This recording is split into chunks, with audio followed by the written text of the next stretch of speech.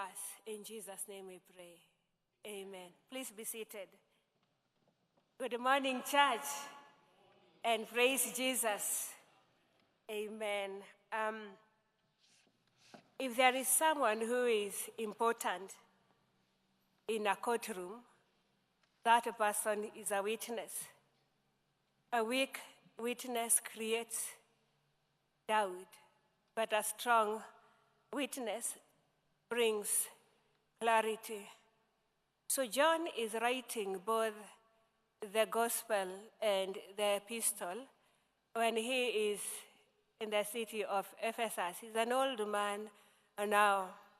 He first begins by writing the gospel, and after like 5 years, he writes the epistle, and later he writes the book of the Revelation.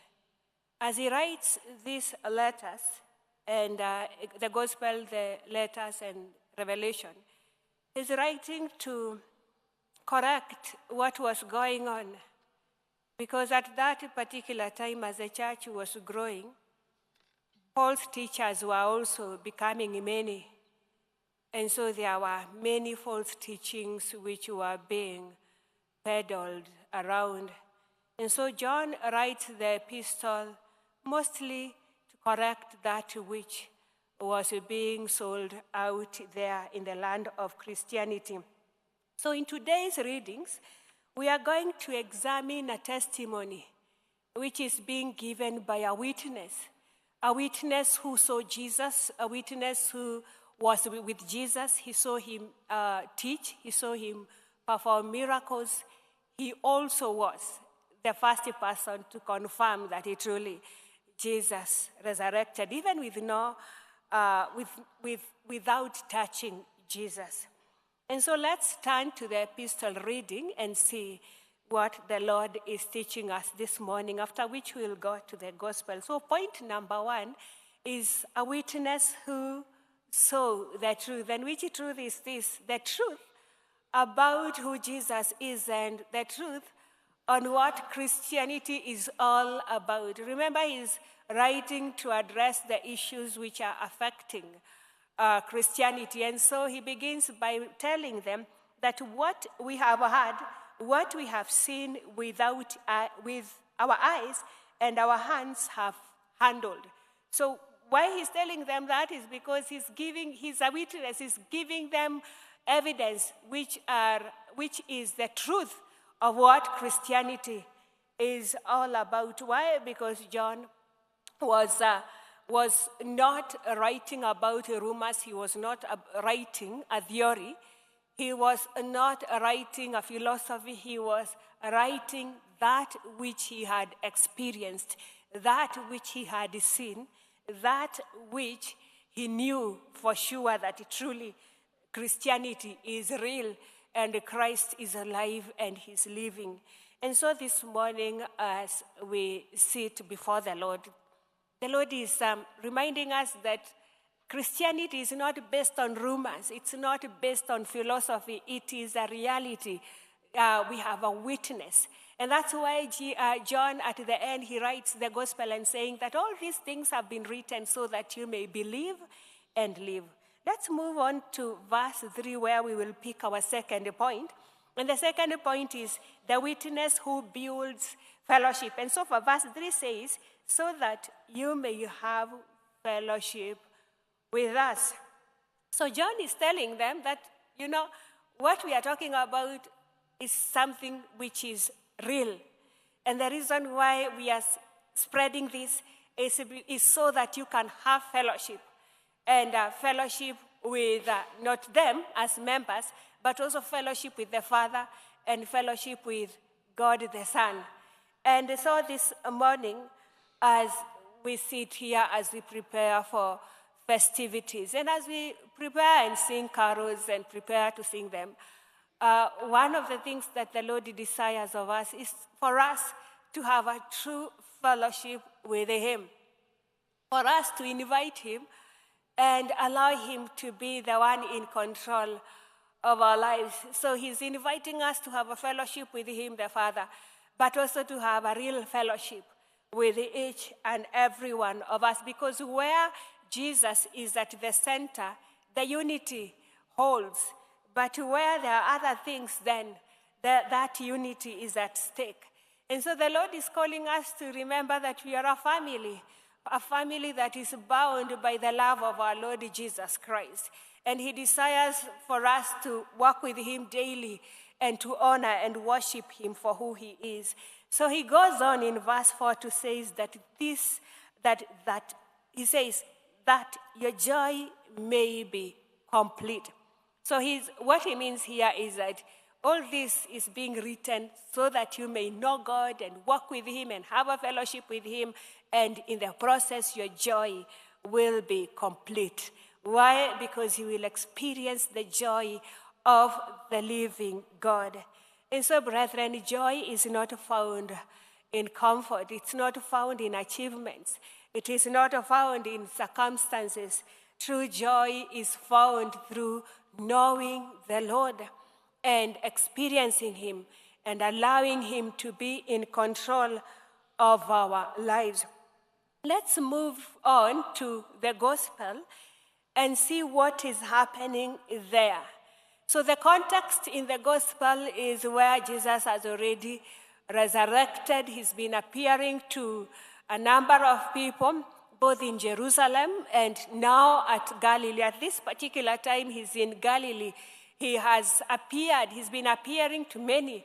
And in the passage, he came to restore Peter. Because if you can remember the events of the Passion Week, Peter denied Jesus 3 times.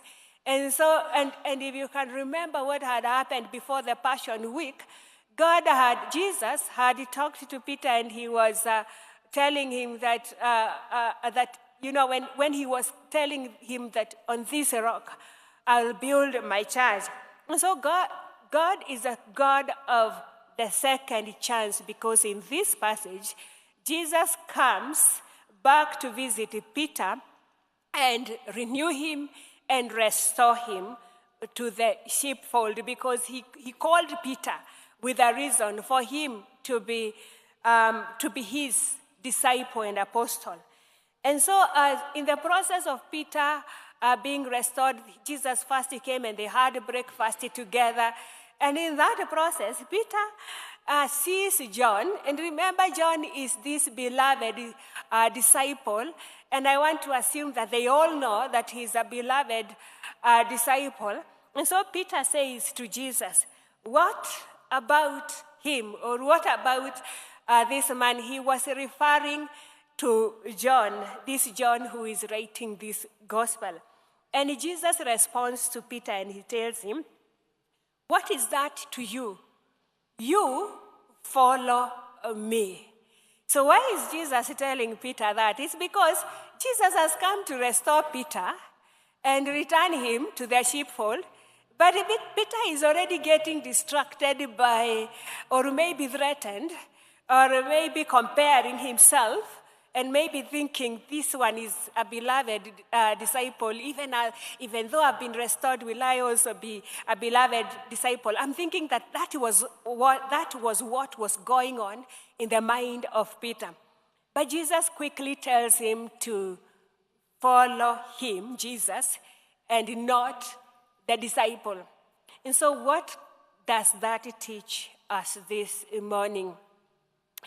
And that brings us to the fourth point, which is the witness who refused distractions. And so, brethren, as I bring this to a close, when we look at the scenario in the gospel, you see someone who was almost getting distracted. And Jesus quickly reminds him to follow him.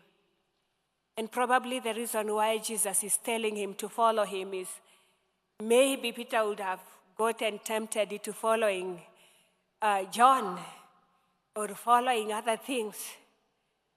And that is familiar in the Christian circles, where many times people forget whom they are supposed to be following, and they begin to follow people, or they follow other things, There are many people who have gotten destroyed because they follow ideologies and they follow the leaders of those ideologies. And way much before Zechariah had written or prophesied to Christians, and he told them that, people perish for a lack of knowledge. And there are many in the kingdom who are perishing simply because they lack that knowledge, because they follow with the sight instead of following with the faith. So they look at the people and forget that they're supposed to be following the Lord Jesus.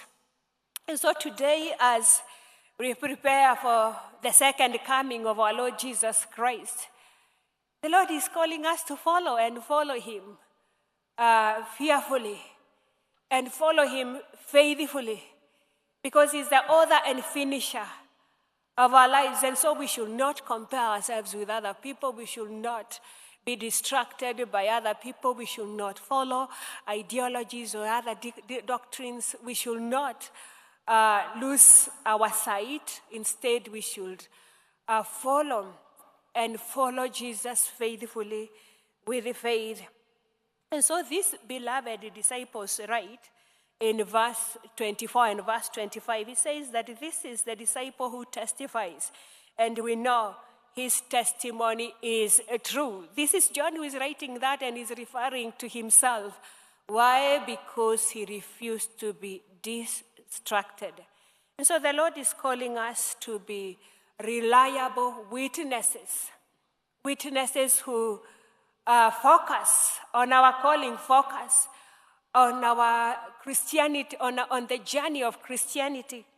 Christians who are true, that at this time of festivities where many people are distracted by the parties and what is happening, it's our prayer that we will not be distracted and forget the reason for the season. And may the Lord help us to love him and follow him for who he is. In the name of the Father, the Son, and the Holy Spirit.